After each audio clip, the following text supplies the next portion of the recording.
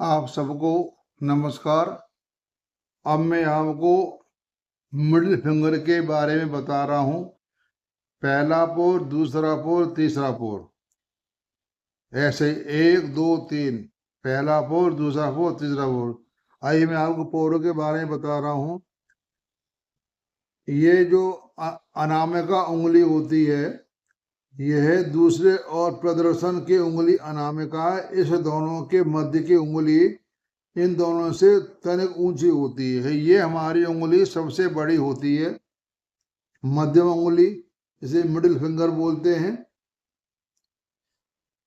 इन दोनों की बढ़ी हुई इच्छाओं में संयम लाती है। मध्यमा उंगली के आधार पर शनि पर्वत है। ये शनि पर्वत है यहाँ पर, ये शनि पर्वत है यहाँ पर। और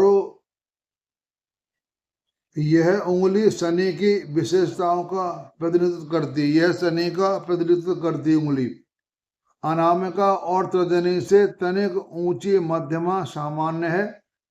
सामान्य मध्यमा होने से व्यक्ति में बुद्धि, सौम्यता और स्थिरता के गुण होते हैं। यदि सामान्य से अधिक लंबी हो तो व्यक्ति मेल जोल नहीं चाहता।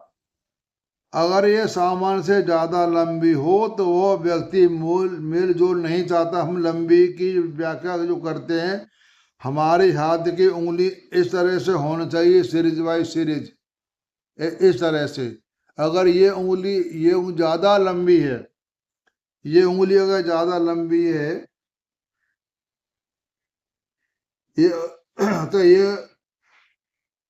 तो अनामिका और तर्जनी से तनिक ऊंची मध्यमा सामान्य है। सामान्य अधिक लंबी हो तो व्यक्ति में बुद्धि, सौम्यता और स्थिरता के गुण होते हैं। यदि सामान्य से लंबी हो तो व्यक्ति मेल जोल वाला नहीं होता। ज्यादा लंबी हो तो मेल जोल नहीं रखता। सामान्य से छोटी हो तो मध्यमा के व्यक्ति में गंभीरता नहीं होती। ये उंगली इससे अगर छोटी हो, ये उंगली इससे छोटी हो तो गंभीरता नहीं होती, छिछोरापन बढ़ जाता है, उसमें कंजूसी की प्रवृत्ति होती है। टेढ़ी मेढ़ी मध्यमा दुर्भाग्य का सूचना देती है। मध्यमा का पहला पोर, मध्यमा का पहला पोर बड़ा हो तो व्यक्ति में दर्शन की, फिलॉसफी की प्रवृत्ति होती है। यदि पहला पर्व छोटा हो तो सोच विचार की शक्ति कम होती है। मतलब ये छोटा हो तो सोच विचार की कमी होती है। दूसरा पोर बड़ा हो तो सोच विचार का क्षेत्र धन संपत्ति का प्रति होता है। वो पुरातन वस्तुओं के व्यापार में रुचि लेता है, उसमें धन की लालसा रहती है। यानी छोटा पर्व ठीक नहीं होता, बड़ा पर्व ठीक होता है। तीसरा पोर बड़ा हो तो व्यक्ति में रूढ़ियों में तथा पुरानी रीति रिवाजों में प्रेम करता है, वो अपने रीति रिवाजों को मानता है।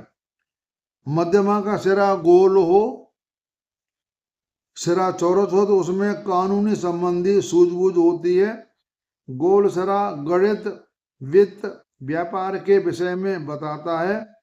मूसलाकार मध्यमा वाले व्यक्ति में गंभीरता की मात्रा कम होती है। यानी मूसलाकार जो ऊंटा होता है, यहाँ मोटा यहाँ पतला, वो ठीक नहीं होता। कोई भी उंगली हो, मूसलाकार उंगली ठीक नहीं होती है।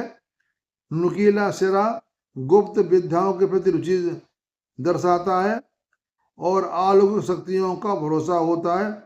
हथेली पर मध्यमा की स्थिति आमतौर पर ऊंची होती है। यदि मध्यमा हथेली पर निम्न स्थिति में हो तो उंगलियों के नीचे निकली हो तो व्यक्ति सुस्त और हताश होता है। तो ये मैंने आपको बता दिया मध्यमा उंगली के बारे में।